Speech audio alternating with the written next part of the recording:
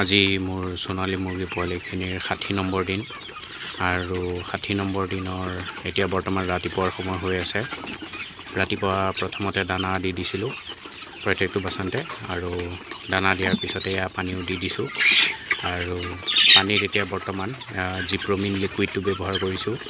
Growth promoter প্ৰতি 100 মুৰ্গী পোৱালিৰ কাৰণে 10 ml কৰি পেলাই ব্যৱহাৰ কৰি আছোঁ। গ্ৰোথটো ভাল হয় সেইটো কাৰণে। আৰু বতৰটো ডাৱৰীয়া, বৰষুণ দিব আৰু ভিতৰৰ টেম্পাৰেচাৰ 30 ডিগ্ৰী ওচৰা-ওচৰি আছে। পৰ্দাখিনি মুকলাই দিছোঁ আৰু যদি বৰষুণ জোৰছে দিয়ে পৰ্দাখিনি পেলাই দিম যাতে ভিতৰলৈ পানী নোসোমায়। বৰ্তমান আবেলিৰ সময় হৈছে। আবেলি প্ৰথমতে দানা দি দিছিলোঁ প্ৰত্যেকটো বাচনতে আৰু দানা দিয়াৰ পাছতে পানী দি দিছোঁ আৰু পানীত এতিয়া বৰ্তমান জিপ্ৰমিনে ব্যৱহাৰ কৰিছোঁ প্ৰতি 100 মুৰ্গী পোৱালিৰ কাৰণে 10 ml কৰি